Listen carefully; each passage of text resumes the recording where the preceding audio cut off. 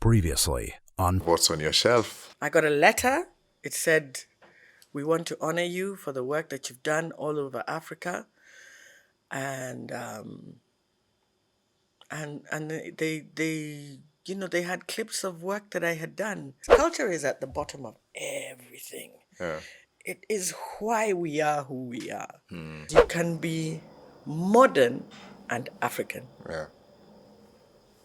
Modernity is not something that was brought to us by the West.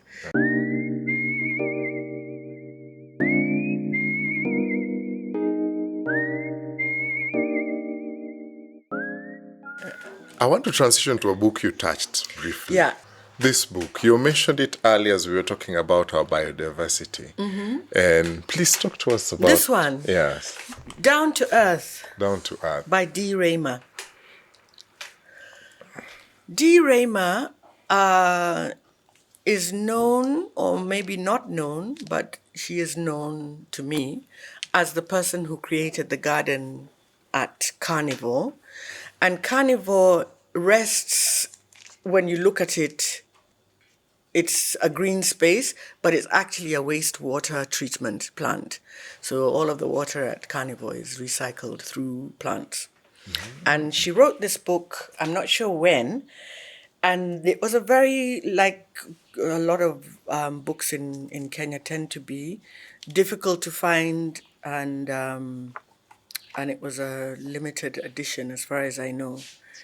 Anybody who bought it guards it like this, because it doesn't talk about spring and autumn and what kind of begonias or petunias you need to plant in what season. It talks about Kenyan soils because it's written for East Africa. And it's very rare to find a book for gardening that is written from the perspective of our needs.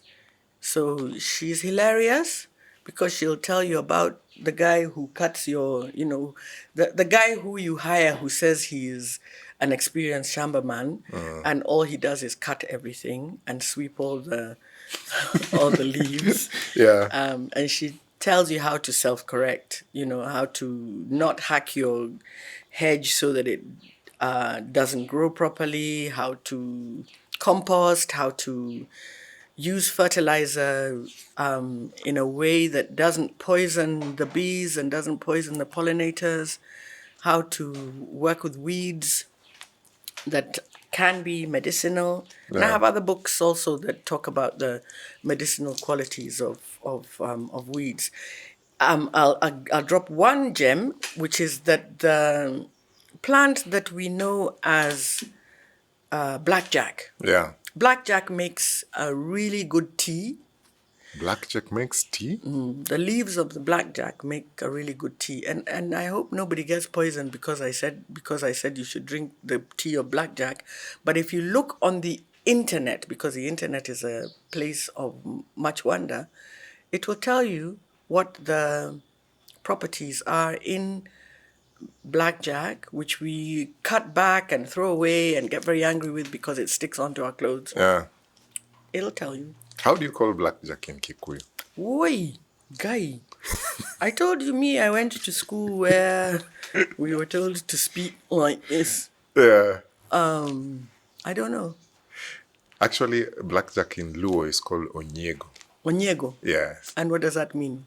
Hold on to me and I'll never let go. Because your language is so wonderful, because you say a word and it means a whole feeling. Actually, I've never thought about it, but the word nyego There you go. is jealousy. Can you see where it came from? Nyego is jealousy. Can you see how that thing holds on to you like a jealous lover? That's a good The Luo is the language. If I could go back to the beginning of learning the languages that I thought were sexy, the Luo would be at the top of that list. Because it's so...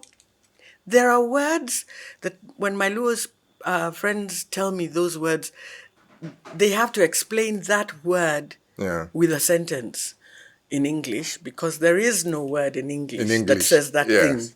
Yeah, if it's quote, which is, I think, the sound that the ugali makes when you swallow it. Yes. Yeah, yeah. Yeah. You see how I've had to use a sentence, and in the Luo I've said quote. Quote. Mhm. It's one of the Yeah. only words I know. Yeah. Because it's so amazing to me how, and I'm sure Kikuyu does the same thing to people who don't speak it. But for me, the Luo is the language I would have learned, and I wish at some stage or other we will say, what languages do you speak, and people start with the African languages, because as somebody who auditions young people who come to me who want to do a show, whatever, they often, very, very often, will leave out the local languages that they speak. So when I say, what languages do you speak on an audition form, they'll say, I speak English, Swahili, French if they speak it. They won't maybe even say Sheng, but they might write Sheng. And then I say, do you speak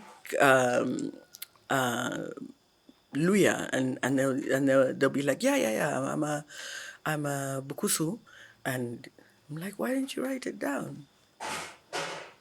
Yeah. Yeah. Yeah. Anyway, down What? to earth. Yeah. The book went out of print. Yeah. But again, I found it at Bookstop. There were 6 copies. I bought 3. I gave them away as gifts. I hope the people who I gave them to understand what that gift meant. Yeah. I kept one for myself, and I'm building a healing garden, and using a lot of the when we get to actually planting things, Yeah. because we planted some things in 2021, and now we're at the stage where we are looking at the spatial use of this, how we're going to use this space. Yeah, because that was going to be my next question, because it looks like a very practical guide to gardening. And I wanted to ask you, have you tried out some of the things in the book, and what results have you gotten? I haven't, let me not say that I've tried some of the results, because, I come from good Muzungu stock. So I have a gardener. Yeah. So I know how to point at things. Yeah. Say, weka Mbalea Harper. Yeah. I'm being silly. I'm being extremely silly. But yes, I've grown things of my own. I and used a lot of the knowledge that's in Dee's book. Yeah. Yeah. But now I want to combine this book with this one, and Trees. just trees and shrubs. Najma Darani, I met her many, many years ago. She had written a book on, it's a field guide to trees and shrubs of, is it Kenya or East Africa? It says on East Africa. East Africa, Yeah. Growing up, I started to learn or love or be with people who liked to identify birds in the trees, because, like I said, we had this forest of 10 acres. We often would, or even just taking our children to game parks and places, and there's a greater blah blah blah harrier hawk, whatever, and then you kind of start looking at the trees and saying, and so what's that tree, and what's that tree, and what's that plant, and what's that plant. But we had these guidebooks for birds and a guidebook for trees, and I always felt that the tree one was the one that I gravitated towards more, but it was illustrations and they were in black and white, and so I couldn't really tell which What tree was which. Yeah. Najma then came along and took photographs of trees throughout the whole of East Africa. And it's so much easier to identify the tree when you're seeing a color photograph of the thing that you're looking at. Yeah. Yeah. So this was a birthday present to myself last year, because it's a pricey book. I bought it around the same time that I bought the Down to Earth. Yeah. And I do go into bookshops and come out with far more than I intended.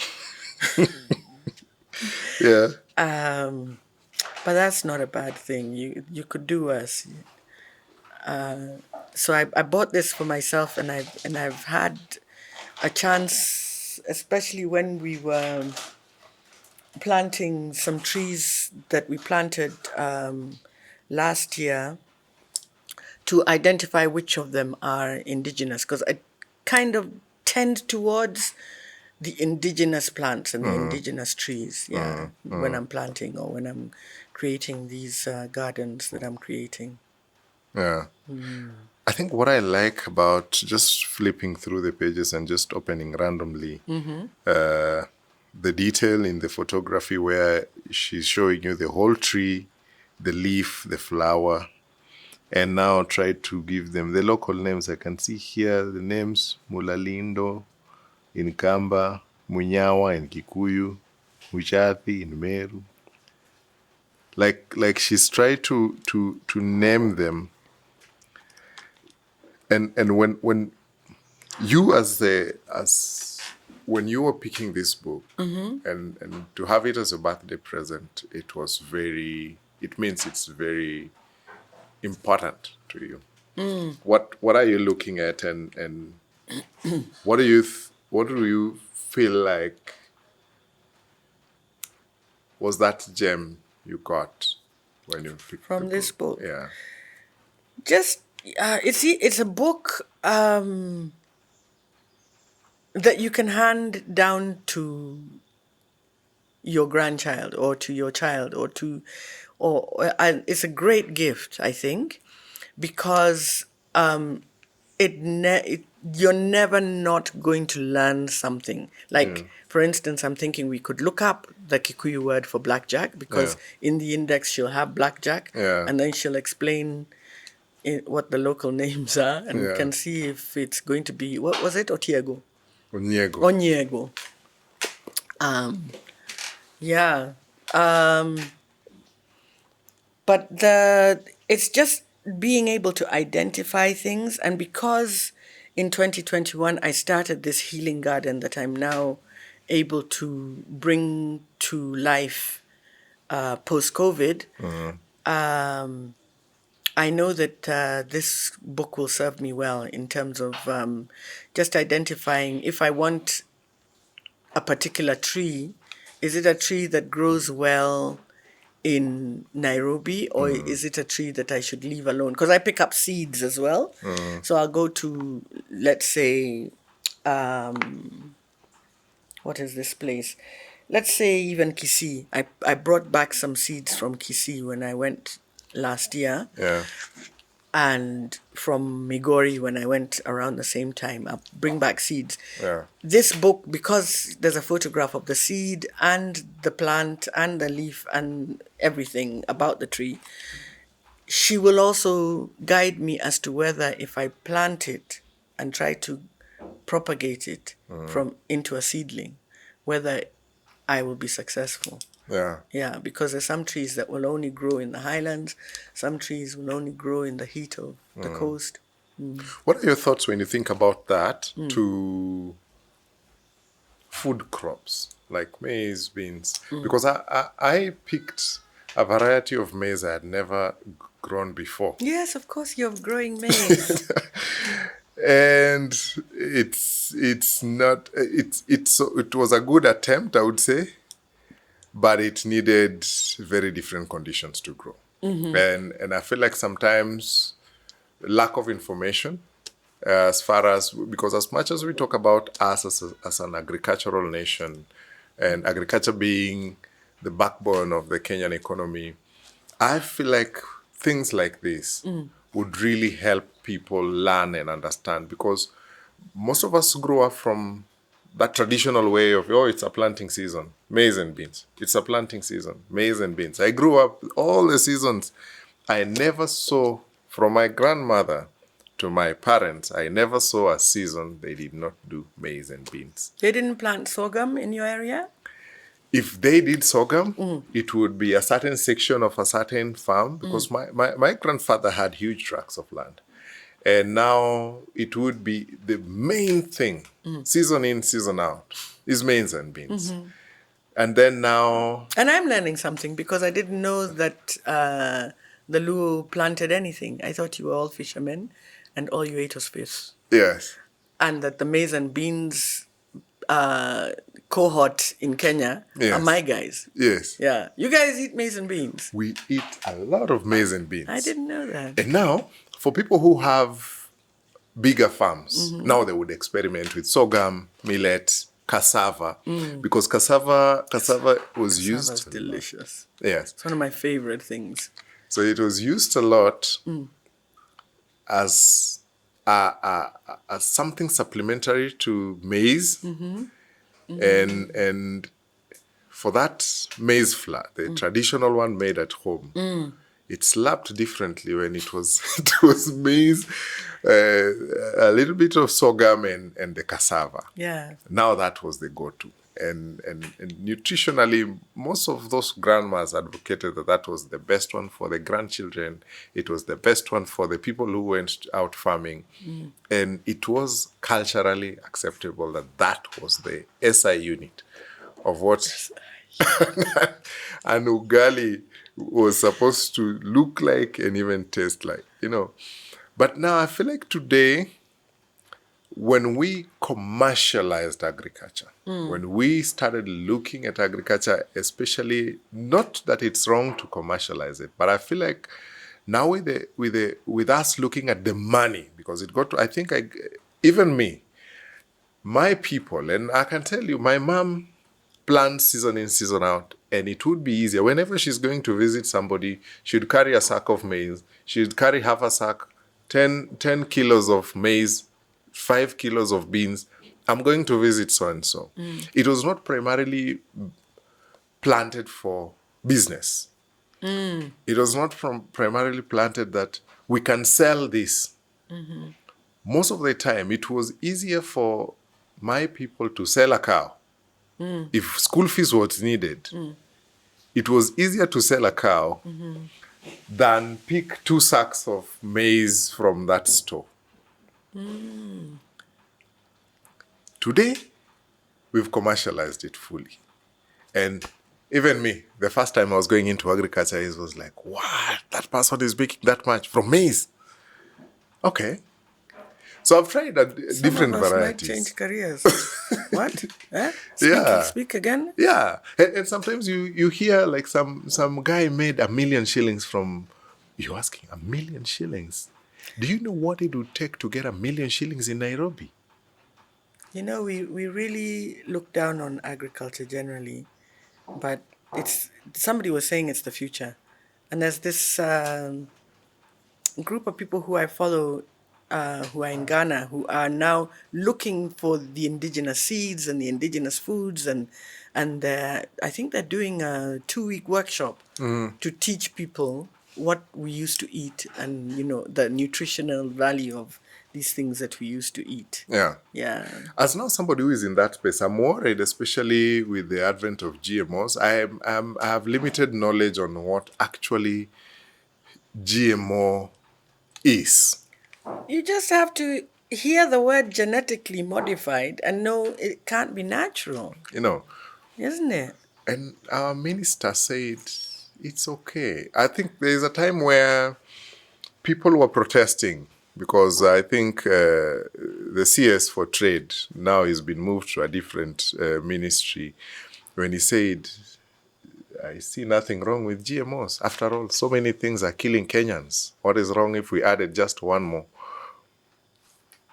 Wow. I didn't see that, and that's why I stay away from that. Can melt your brain. What? When you think about it in the hindsight, it talks of the irresponsibility. Excuse me. Yeah, sorry. It speaks of the irresponsibility of the political leadership that have been entrusted with making certain decisions that would have serious Repercussions and like long-term side effects. generations to come. Yeah. But And- that's why I say capitalism. And I guess you're saying the same thing when you say money.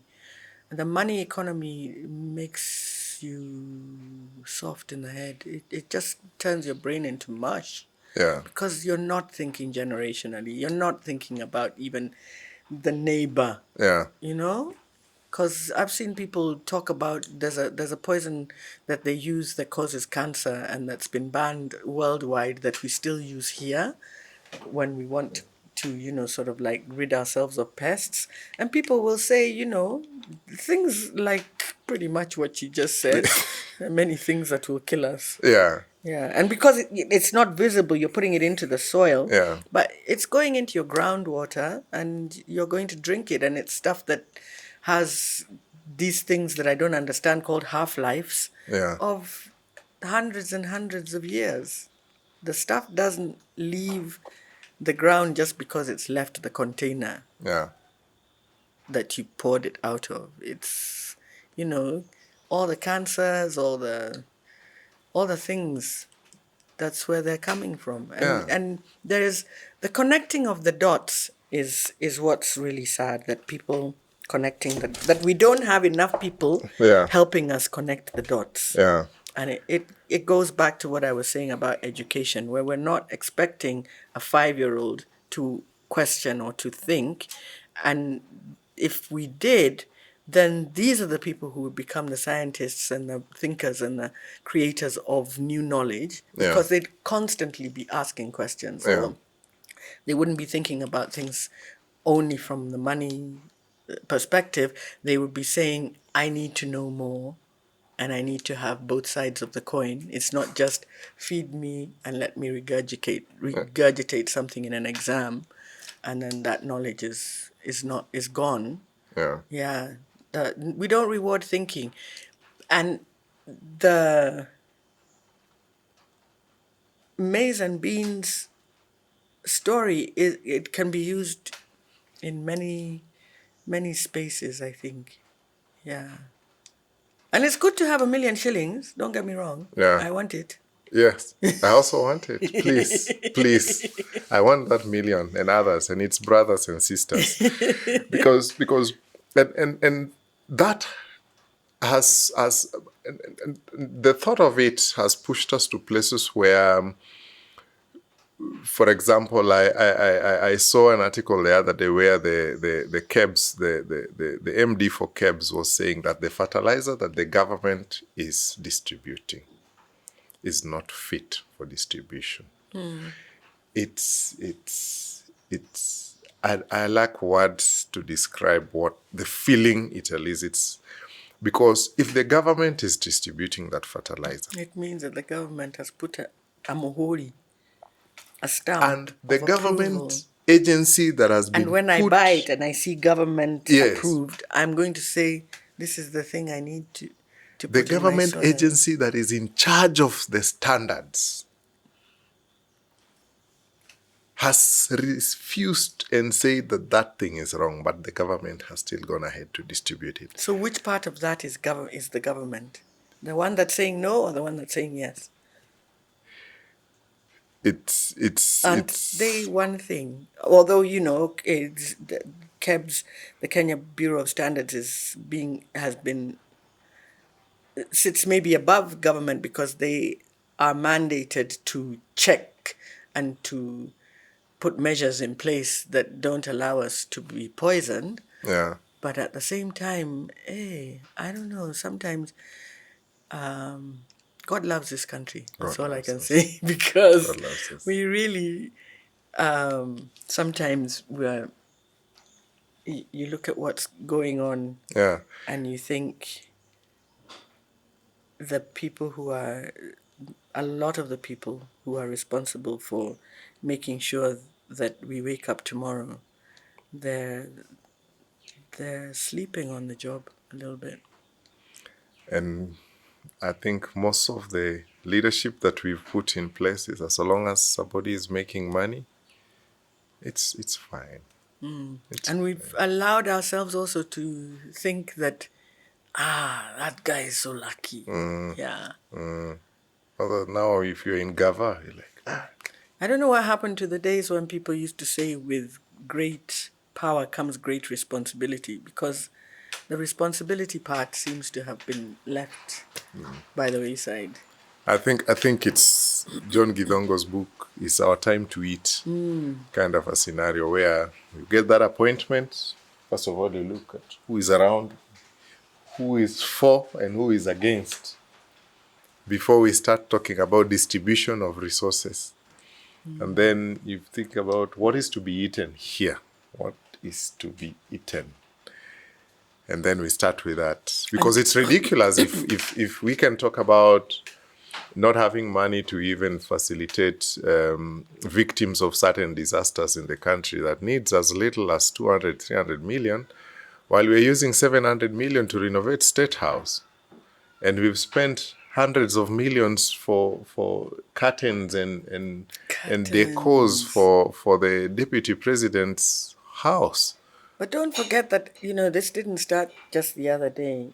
I remember that there were reports in the newspaper in other regimes where they were giving us a breakdown of how much money was spent on flowers for government offices, or how much was spent on tea at 10 o'clock and 4 o'clock. Yeah. So, I don't know. There's so many books I still want to talk about, but I'd really want to talk about this book. Okay.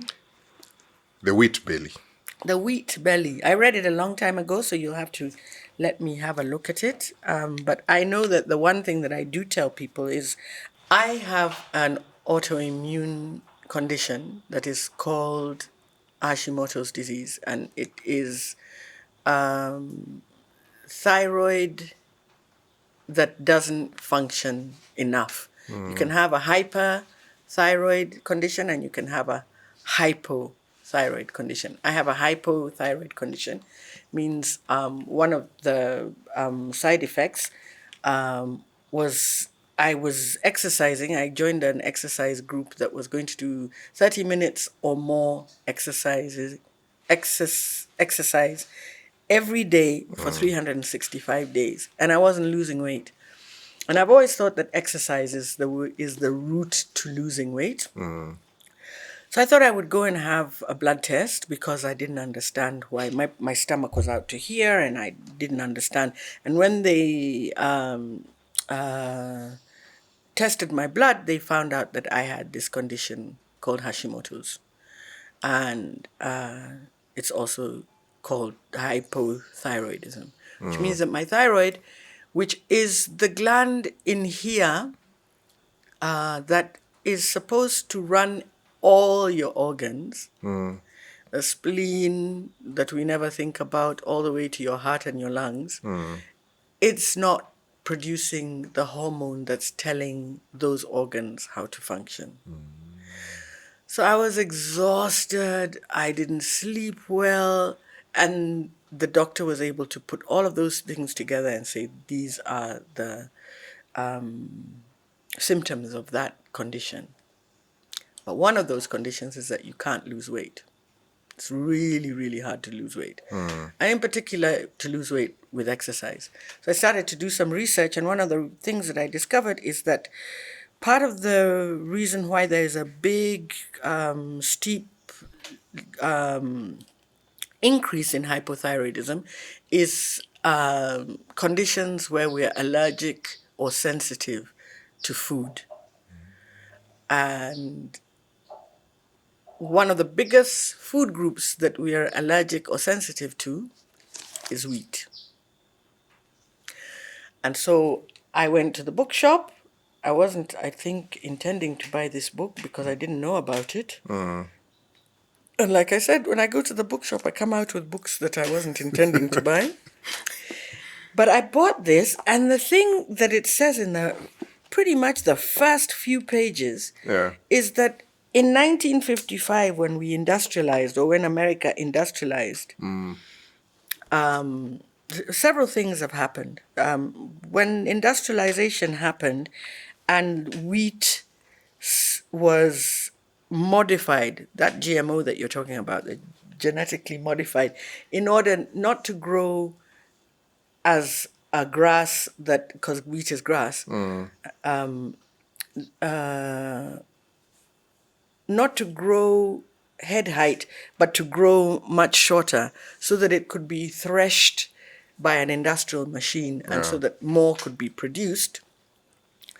What it did is it changed the kernel of the wheat, and that kernel of wheat became something that our gut finds very difficult to process. And it then creates sensitivities and allergies and sensitivities cause inflammation. And inflammation is where, because a lot of stuff is run in the gut, the hormones that are in the thyroid and a lot of the hormones that run our system are, I don't have the science for it, but they are processed in the gut, and that there are mechanisms that need to happen in your gut. And if you're inflamed, you're not digesting the food properly, you're not using the food properly, and you're not generally at your best. So I thought, since I can't lose weight with the exercise, I will try to lose weight with the food. And so at that point, and over the last however many years, it's been maybe 3 or 4, I've systematically taken wheat out of my diet. Because I find that when I don't eat wheat, I sleep better. And I'm not trying to say, to anybody that they need to change their lifestyle. You need to go through it with a doctor. Go to a doctor. Yeah. But there is so much wheat in every hotel you go into, every restaurant you go into, the food is wheat based. Yeah. The hamburger has bread. Yeah. The chapati has, I know chapati was one of the last things that it was hard. I used to eat them much more, and I didn't eliminate them completely. I still eat them every once in a while, but I tend not to buy anything that has wheat in it. And if you see me eating cookies or cake anywhere, please just look aside, because it was... The heart wants what it wants. Yeah, and it was close to 50 years before I discovered that these things were a problem. Yeah. So I'm undoing 50 years of habit. So one of the things was that business of what the wheat plant and how we can't digest it properly. And then just, sugar. Anything that is starch is made up of glucose and sucrose. Yeah. And because sucrose can only be processed by your liver, it means that you're giving your liver a lot more work to do. So just backing off from the processed food, I just feel a lot healthier. Yeah. And so this book was, every so often I have a Bible that I carry. At one point, this was my Bible. And I would proselytize and I would tell people, do you know what you're doing? And you would quote a verse. Yeah, I quote a verse. It's now what books are for, know? Yeah. There's that book called the Bible that people have been proselytizing for 2,000 years. And sometimes, there's a new book. Yeah. So what was the wheat grown 10,000 years ago and harvested by hand from wild fields look like? That simple question took me, the author, whose name is William Davis, to the Middle East, to a small organic farm in, he says, Western Massachusetts. Anyway, so he then discovers from this person what the original wheat looked like. And when you eat that original wheat, which is very difficult to find, obviously, because everything is processed, your gut starts to recover. And when your gut recovers, then your gut, like I said, is running your hormones. Your hormones start to do what they're supposed to do, and the nutrients from the food can pass into your system. And you were asking me the secret of aging backwards, because you said that I look younger now than I looked 2 years ago. Yes. That's one of them. Nice. Food. Yeah. Yeah, We just being very conscious about what you put into your mouth. Yeah. And having some cake every once in a while, because the body wants what it wants, Yeah. and also cake is good.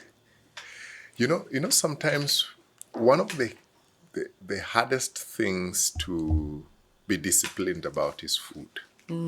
And I don't know if it's because it's always somewhere around, but in your journey, and what are some of the things regarding food maybe you wish you would have known when you were younger?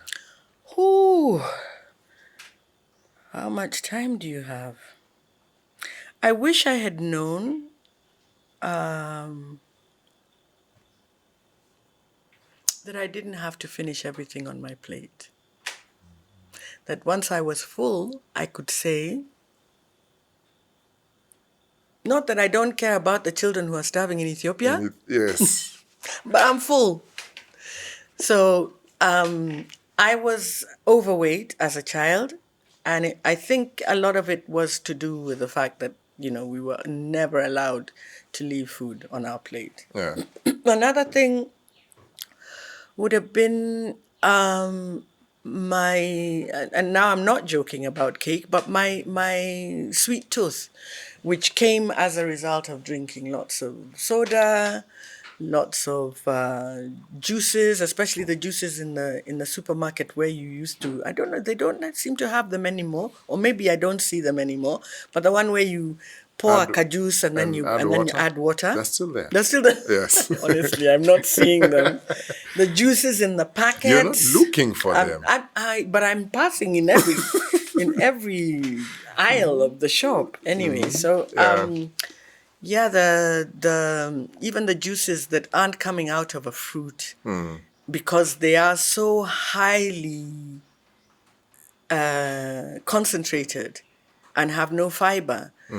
They're not good for us. So when I had small children, I gave them the same diet that I had grown up eating. Yeah. Juice was good and bread was good, and we did a lot of cornflakes, and we did a lot of highly processed food even within the home.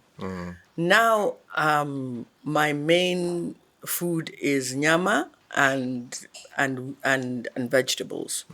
Yeah, it's very rare that you'll find. If I do have a starch on my plate, it'll be potato or sweet potato, but very, very rarely, because of the carbohydrate levels, you do find that they affect my gut Yeah. in a way that they may not affect. But I very rarely eat processed food. Yeah. Yeah. I really like the journey that you've taken. Thank you. And I feel like saying congratulations, because it's one thing to lose weight. It's another thing to maintain it at where you've lost it. Yeah. Because I know a lot of people who work so hard, you go to the gym, you get into a diet, you shed off that weight. But then 2 months down the line, you have it back.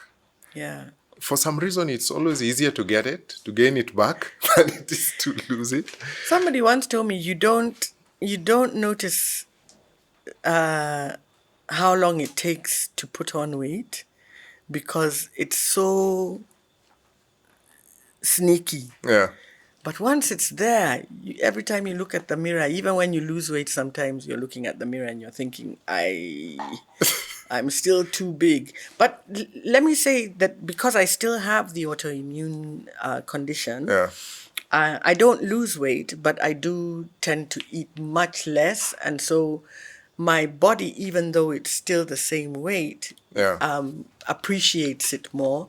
It comes out in my skin. Your skin is your largest organ. And so if your skin is healthy, it stands to reason that your insides are probably healthy as well. I think one of the things that did happen was that my gut, which used to be, I used to look pregnant. I used to look as if, I had drunk many a beer.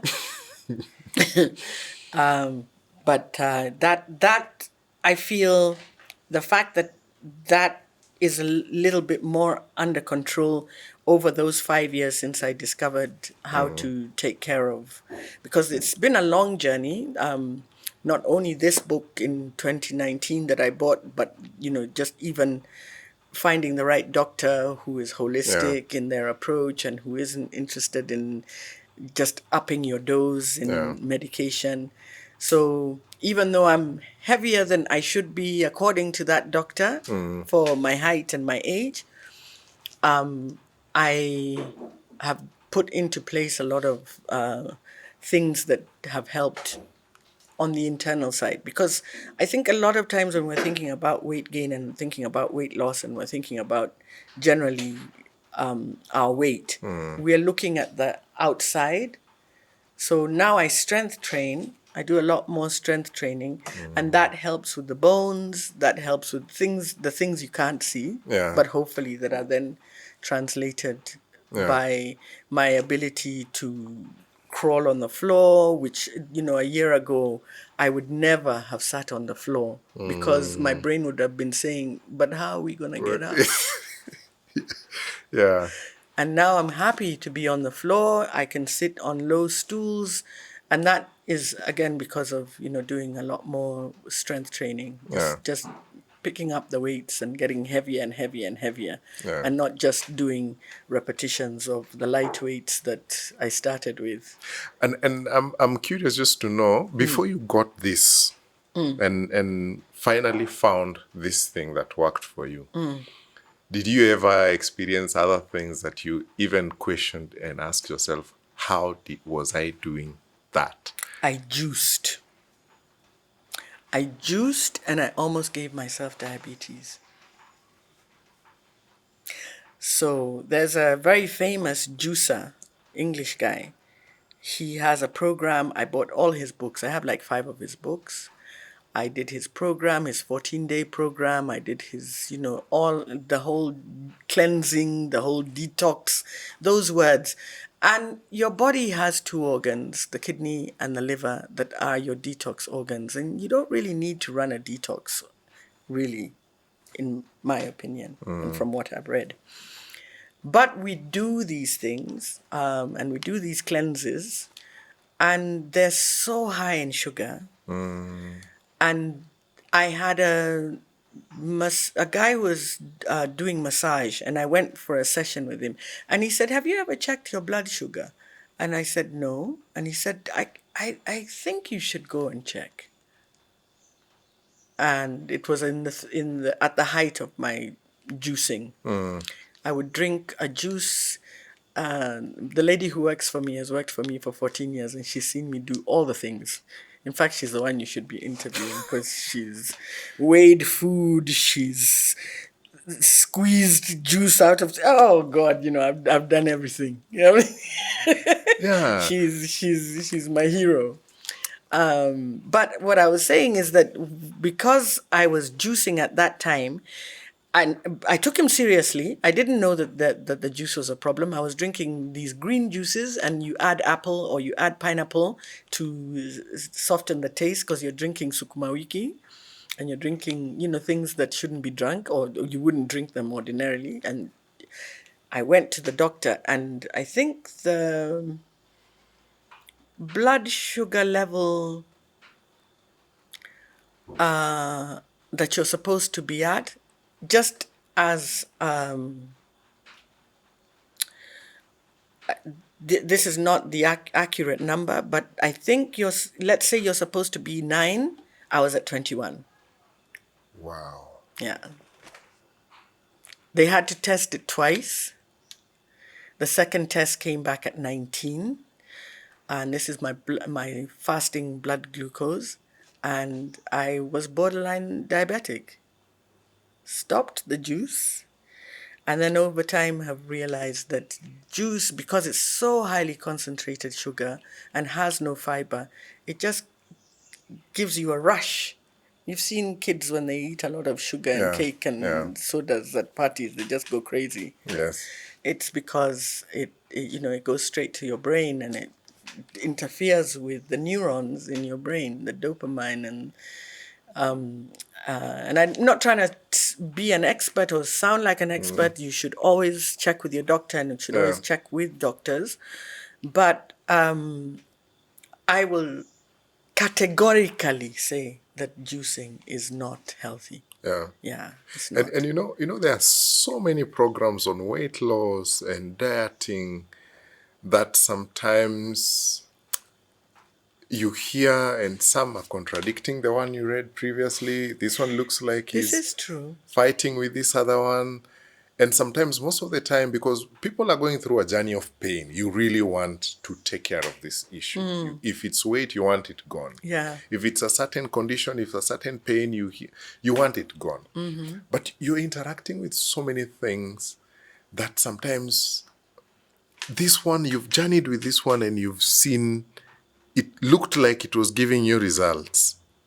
And I feel like when you look around, a lot of especially ladies they're getting into drinking certain things.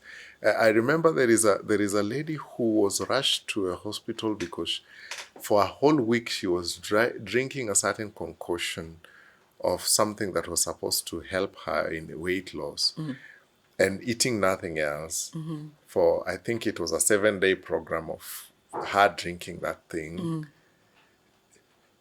It would have turned fatal. Yeah. Interestingly, this guy who I'm talking about, this British guy who wrote this book, who's world famous for his juice program, he has a documentary which I have watched, and people were coming to his 28-day cleanse with suitcases, and I'm not joking, suitcases of medication, and leaving having lost weight, having stopped the medication. And so there are elements of these things that work, but possibly because of my own gut situation, my thyroid situation, all of these things combined, because everybody is going to be different. Yeah. I know that high sucrose is not for me because it puts too much pressure on my liver. I don't know whether my liver is on this side or this side. Yeah, but I think what I'm learning, or what I've heard from your conversation, is like, get your own prescription. It's not one size fits all. Your Absolutely problem, not. my system, my whatever it is, my Yeah. genealogical inheritance from my parents, Yeah. are totally Yeah, different. because for some people, they swear by cardio and they say, if I run, it's wonderful. But I know with my autoimmune condition, if I have high cortisol, I put on weight. And running is stressful, and so you get a higher influx of cortisol. Cortisol drives insulin, insulin drives weight. So I know if you're skinny, you maybe can run a la Eliud Kipchoge. However, if I run, I'll get bigger. So I have to do walking, or I have to do the strength training so that my muscles override the fat, so that I'm burning, because muscles burn more energy than fat does. Yeah. So, yeah, everybody should read, and there are a lot of quacks out there. There are a lot of there is a lot of conflicting information. Yeah. I tend to listen to people who are talking about hormones, because I think in hormones lies the answer, at least for me, in my understanding of where I need to either control or tweak or do something. Because as women, we have estrogen and progesterone, which tends us towards getting fat. Men have testosterone, which tends them towards muscle. And when we start to lose those, like when you become menopausal, as I am, you do tend to put on weight because those estrogens and progesterones are lost, and even the bit of testosterone that we have. Yeah. But When I listen to people who are talking about cortisol, insulin, ghrelin, leptin, one is tells you you're hungry, one tells you you're full. I can see the science of it much easier than a fad diet that sounds like it's too good to be true and I'll lose weight next week. So the hormones, because they're running the stuff that's on the inside, I feel that if I focus on the hormones, then I stand a chance of prolonging my life. Mumbi, I want to close, but I can't close without talking about the three books that we're not you've doing these featured ones? in. Okay. In no particular order. Would you maybe give quick comments on each and whose publications were they? Did they reach out? What part of your journey did they feature on? And maybe just quickly as we... Okay. I think they like this one has I think they all have like a marker that maybe I don't know. Yeah. When I found my picture, I was like, okay, let's put a marker there, and one day I'll read what they've said or what I said. There's a here, yeah, I think. Is it? This one. No. Okay, so I'm not as vain as I thought I was. We will have to find you. It's further this way because they did the scientists first and then the artists towards the end because that's where we fit. Meow. So this book is called Trailblazers in Kenyan Society. It's a Kenyan yearbook. It was produced by the Kenya government, the Ministry of, I think, Culture. And it's all the women, and I think there was a version with men who have made a significant impact on the country. Yeah, so there'll be sports people, scientists, in government, in environment, and it came out, I think, in maybe 2020 or thereabout, not so long ago. The book that's still on your lap is called Life Journeys. And Life Journey Seeking Destiny, I think I can see there. Yeah. And that book was produced by a press called Footprints.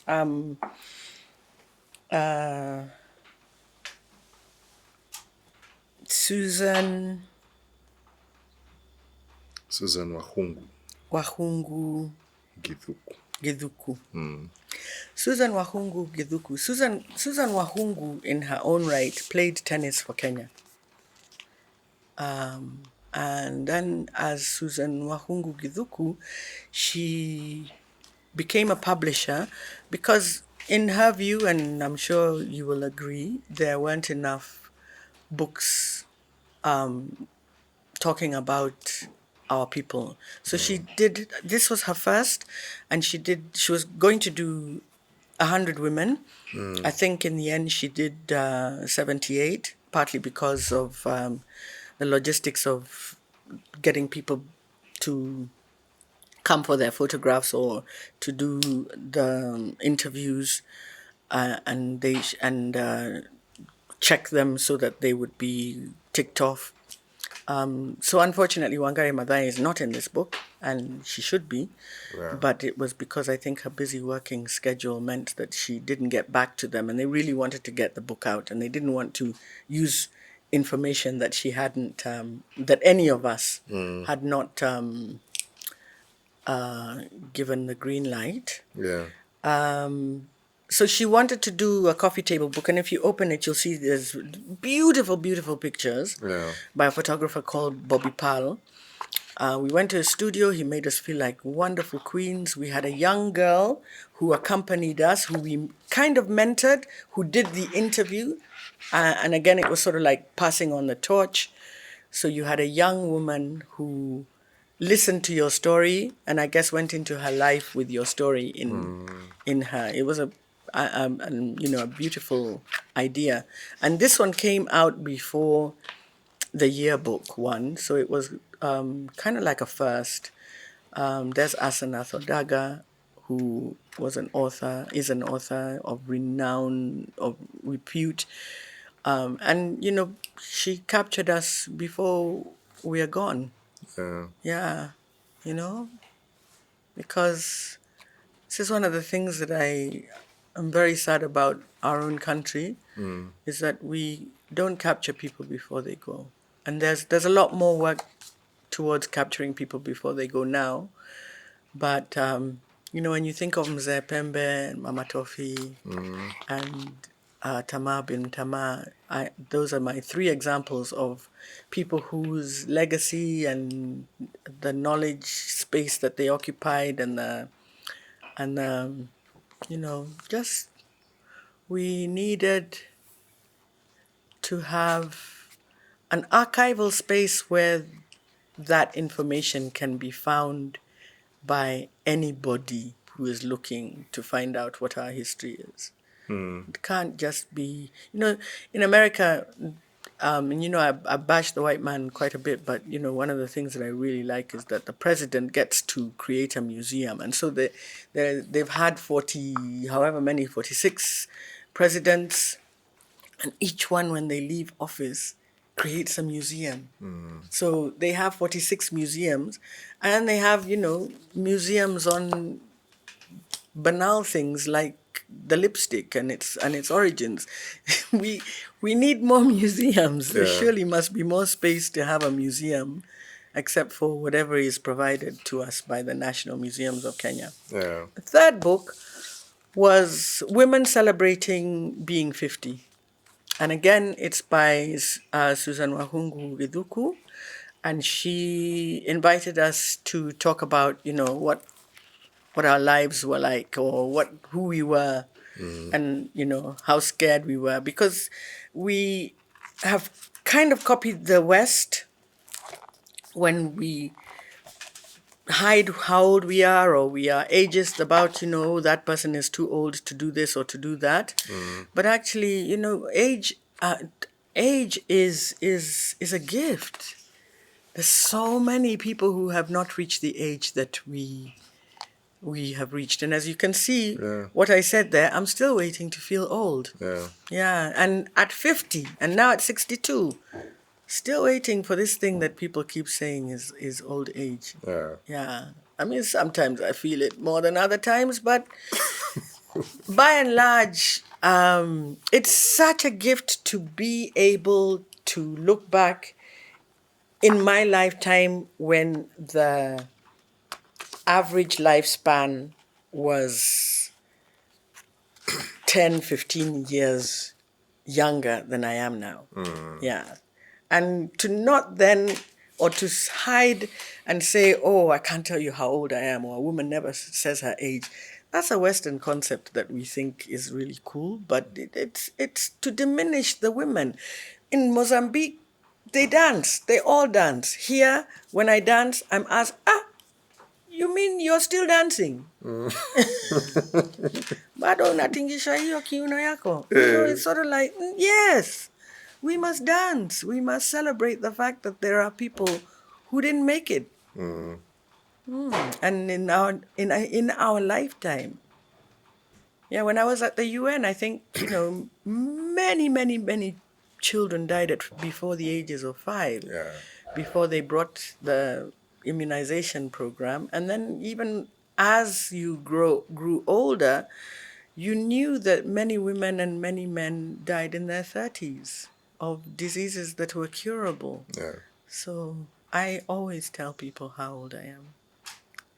And I think I do that because it is a gift, but it is also in order to demonstrate that you don't have to be tired just because you're older. Yeah.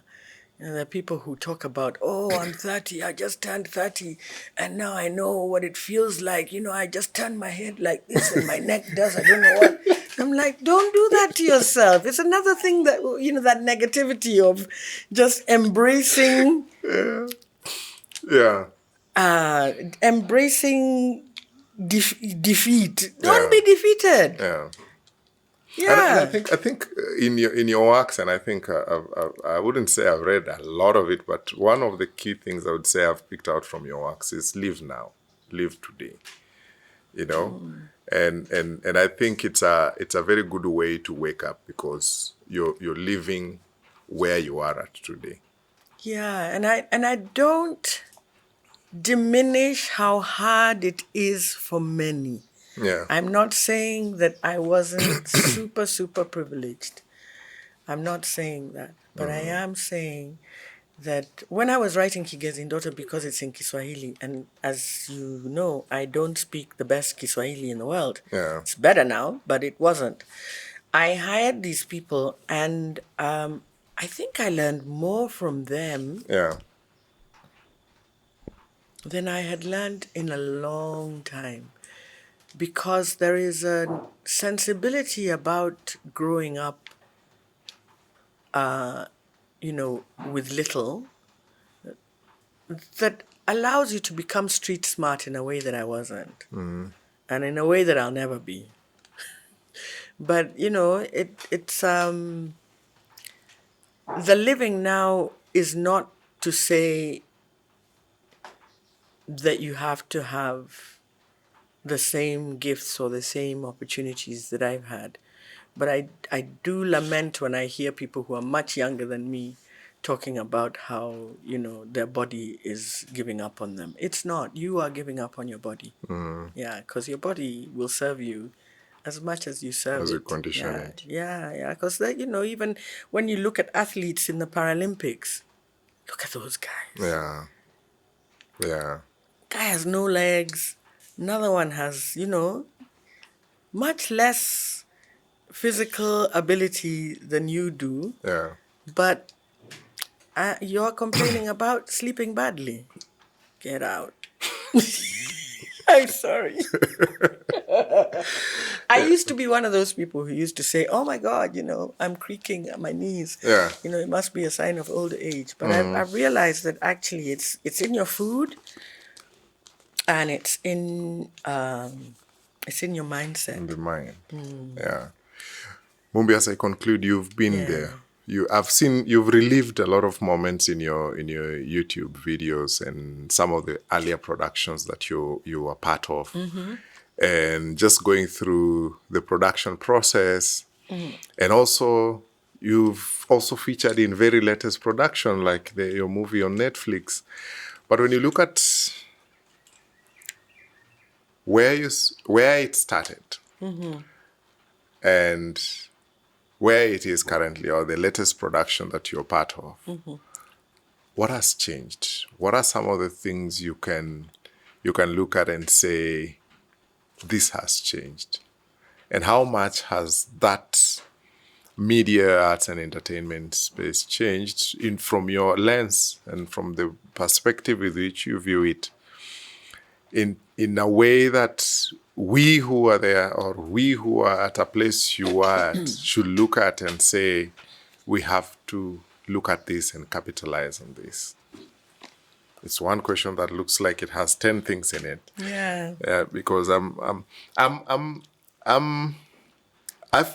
feel privileged to be able to sit here with you, and especially when I look at the videos you've shared and the productions you're part of, and I won't even talk about that 10-year-old girl, because when you're now acting actively both on screen and on stage, looking at what that journey has been to date, where you are at today, and featured in some of the current productions, what can you see? What can we learn? What can we pick from maybe your observations? Okay.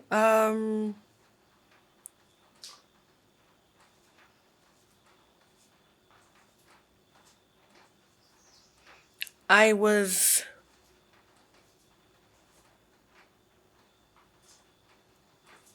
corrected recently at the Kenya Theatre Awards.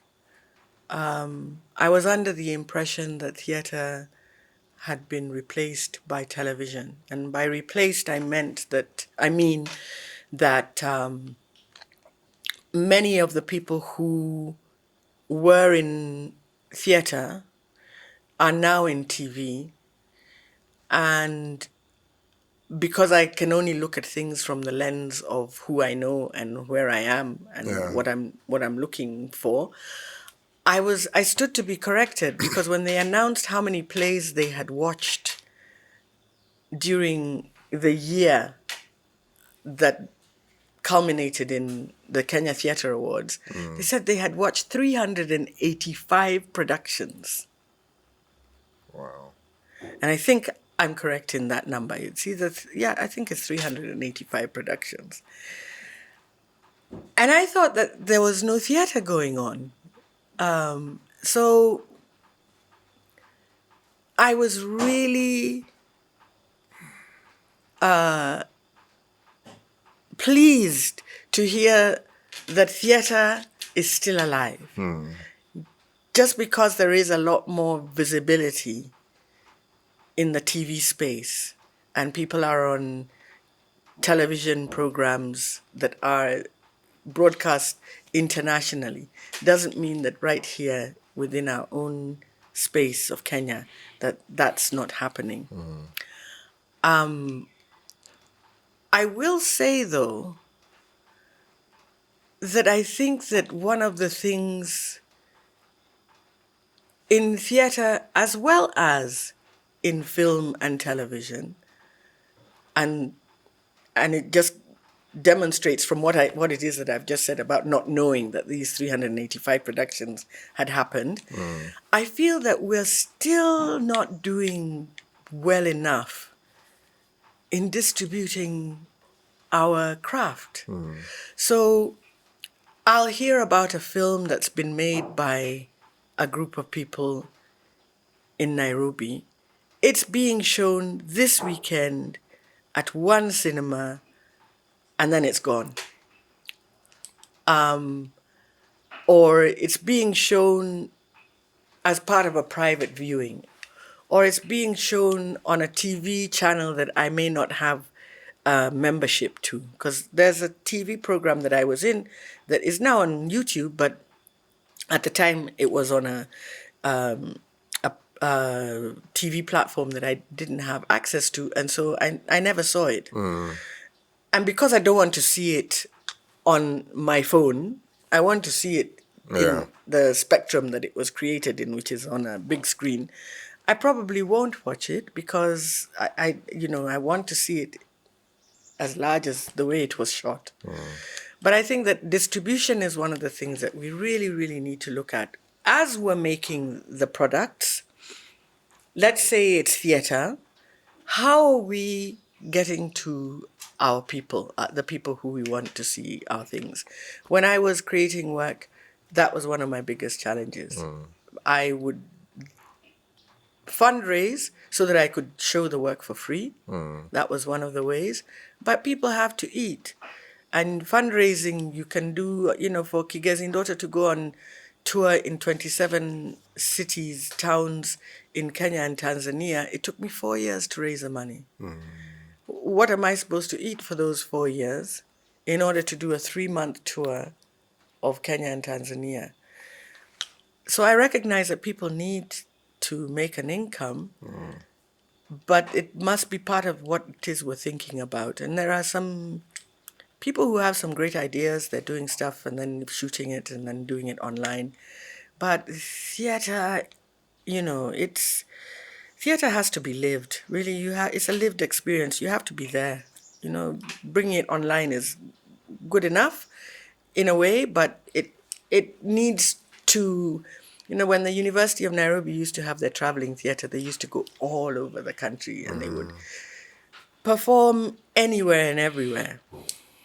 So I wish there were more theatres also. I wish we didn't have to do our performances in a bar or in a club or in a space that doesn't have the amenities for the cast to go backstage and change, where we're having to pretend that we can't see what the cast are doing because, you know.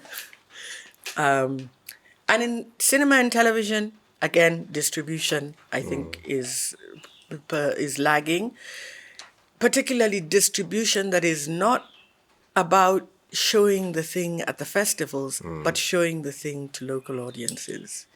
Yeah, so I would say that for me, and also then archiving, so that if we want to watch it again, there are things that you miss. There are people who didn't watch Nairobi Half-Life when it came out 10 years ago, had to wait all the way until the 10-year mark when they then put it on Netflix. Do you see what I mean?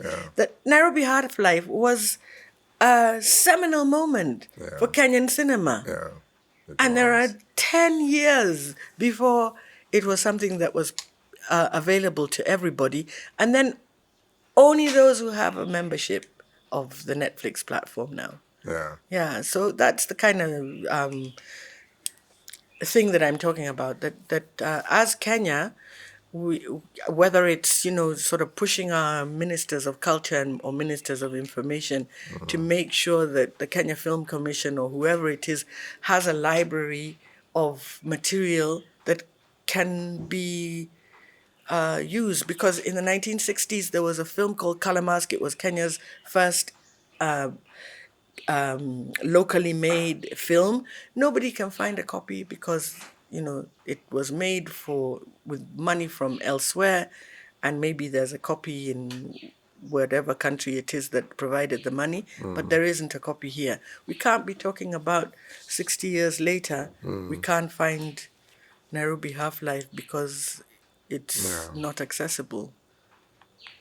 So that would be my thing. Thank you so much. And I think there's some also the same similar thing also applies to books, because I feel like also in the short span that I've sat with authors also on this podcast, I feel like we work so hard to get the book out, but we don't really think about it, that 20, 50 years from today, will this book still exist in a shelf somewhere? And I think that is what the Kenya National Library Service have been trying to rally people to say, get that ISBN number, because once you have the ISBN number from the Kenya National Library Service, the author is supposed to deposit two copies of the book, and purely is for posterity, for somebody to one day go back, refer to it, or even republish. Yeah. Thank you so much for your time. Thank you. I told you I would talk a lot, and I'm sorry. You must be all very tired. The two of us. And I wish I would speak about so many things on your shelf and even in your career, but thank you so much for allowing us an opportunity to interact with us. And also to my audience, thank you so much for journeying with us through this podcast and for listening to us to the very end. It's an honor to have you, and hoping that you've also subscribed. And you can also share your thoughts on the various topics that we've spoken about today. What of the conversation we had today is a point of interest to you? Is there anything that you wish we can talk about? Is there a thing you think we can ask Mūmbi to maybe talk about more than she spoke about, or even elaborate? And we'll be happy to do that. And you can check out Mūmbi online. She's available on all social media platforms. Mūmbi, how can somebody find you? All my social media platforms are Mūmbi Kaigwa. Yeah. At Mūmbi Kaigwa. At Mūmbi Kaigwa. And you'll see a lot of work she's done. She's kept that thing she's telling us to do. She's done that on her YouTube page. Watch out and go and check it out and see the works that she's done, some going as back as so many years. And I want to take this chance to also ask you to like, share, subscribe, Do you know of somebody you think we need to feature on this podcast? Do you know of a community of book enthusiasts that you'd want us to interact with? Please feel free to reach out, because that is why What's on Your Shelf exists. Thank you so much. I've been your host, Mulure Mike. To the team that has been around me supporting us on this podcast, thank you so much, and see you on the next one.